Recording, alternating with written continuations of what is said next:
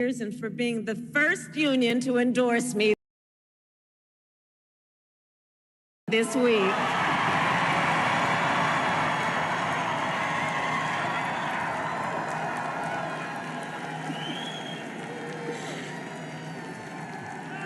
Thank you. I thank you.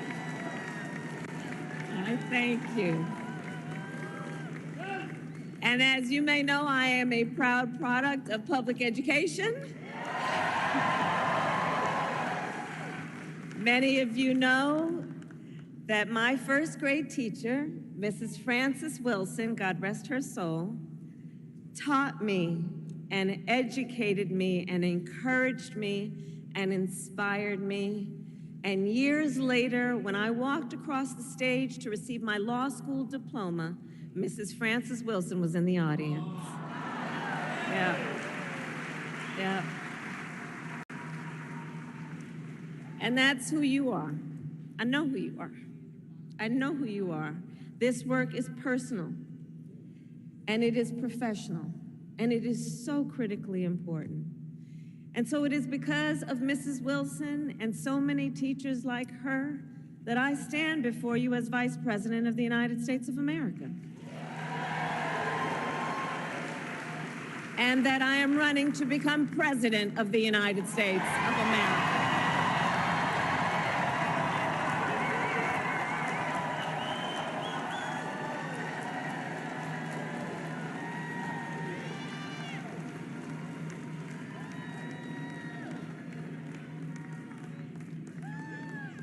And what I know firsthand is that our teachers and all those who are here, all the members of AFT, I know that by nature, you are visionaries.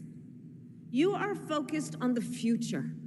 The work you do is about a focus on the future. You see the potential in every child. You foster it, you encourage it, and in so doing, you shape the future of our nation, which is why I say we need you so desperately right now. Today, we face a choice between two very different visions for our nation. One focused on the future, and the other focused on the past. And we are fighting for the future.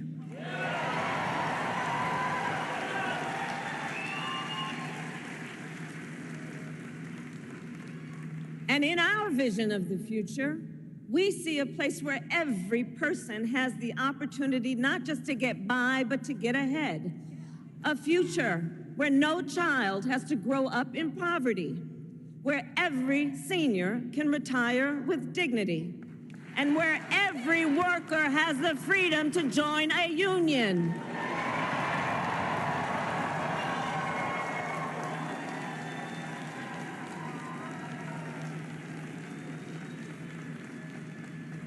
We see a future with affordable health care, affordable child care, and paid leave, not for some, but for all.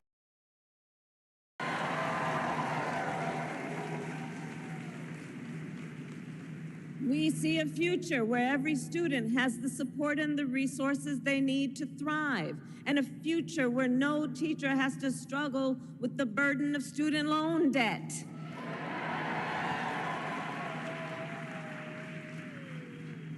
So as an example, our administration has forgiven student loan debt for nearly 5 million Americans, and twice as much for our public servants, including our teachers. Teachers like Tanya Cabeza, who I met recently in Philadelphia. Tanya was first in her family to go to college, and she had been, like many, paying off her student loans for 20 years. And she told me, she was like, look, I at many times wondered, would I have to leave this profession I love to just be able to pay my bills? But I did it, I didn't leave, because I love what I do and I understand the importance. But making decisions then about what she could afford in terms of her daily obligations and dealing with these loans. And after 20 years, she still owed $40,000 in student loans. And we forgave it all.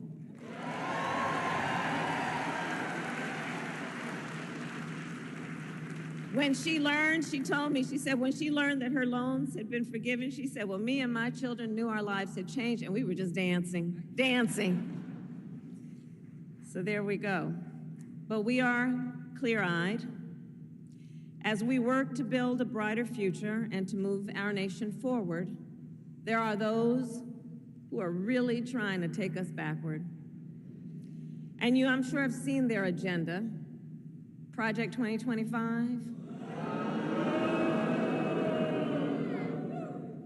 Randy, can you believe they put that thing in writing?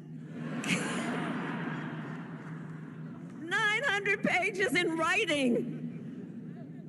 So Project 2025 is a plan to return America to a dark past. Donald Trump and his extreme allies want to take our nation back to failed trickle-down economic policies, back to union busting, back to